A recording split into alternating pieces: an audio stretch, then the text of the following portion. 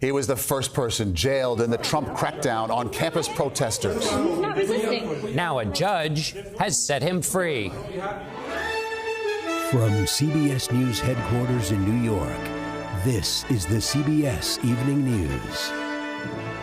Good evening, I'm Maurice Dubois. I'm John Dickerson. A former grad student who became the poster child for President Trump's crackdown on campus protesters is going free on bail. A federal judge appointed by President Biden today ordered Mahmoud Khalil released from an immigration jail in Louisiana. Khalil played a key role in pro-Palestinian protests at Columbia University.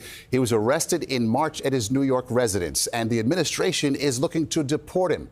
Judge Michael Farbiage said none of the Trump administration's allegations against Khalil justified keeping him in jail, including that he lied on his green card application and opposes U.S. foreign policy objectives. The judge said there is something to Khalil's claim that the administration is retaliating against him for his pro-Palestinian speech, and that, he said, would be unconstitutional. Khalil, who is 30, is the son of Palestinian parents. He's married to a U.S. citizen, a dentist, and they have a son. Lilia Luciano is following this. Lilia? That's right. Good evening. Well, Mahmoud Khalil was born in Syria and came to the United States legally 3 years ago. He's a permanent resident. He holds a green card. In March, ICE agents confronted him in New York, where he was living with his wife.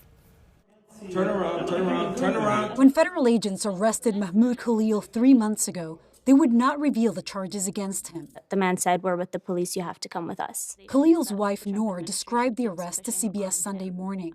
At this point, Mahmoud was like, "Go take the keys, grab my green card." He thought maybe like if he shows the green card, we'll be fine. The ICE agents also refused to say where he was being taken. Khalil was flown to a detention center in Louisiana before his attorneys could track him down. Khalil was among the most visible figures at the pro-Palestinian demonstrations at Columbia University. He does not have a criminal record, but as his case got more attention, the Trump administration accused him of lying in his green card application, of being a Hamas sympathizer, and participating in anti-Semitic protests. But they never charged him with any crime. I think we ought to get them all out of the country. They're troublemakers, they're agitators. Ultimately, Secretary of State Marco Rubio said that Khalil's actions would have potentially serious adverse foreign policy consequences. A federal judge appointed by President Biden ruled that detaining Khalil was a violation of his First Amendment right to free speech. He has been held for 3 months and missed the birth of his son. My husband was taken away from me in the middle of the night. It was one of the most terrifying times of my life. In response to today's ruling, the White House said that Khalil lied when he first got his student visa to attend school here in the U.S. and that he hurt American foreign policy interests. So he is, as the White House put it, removable twice over. So, Lilia, what happens next here?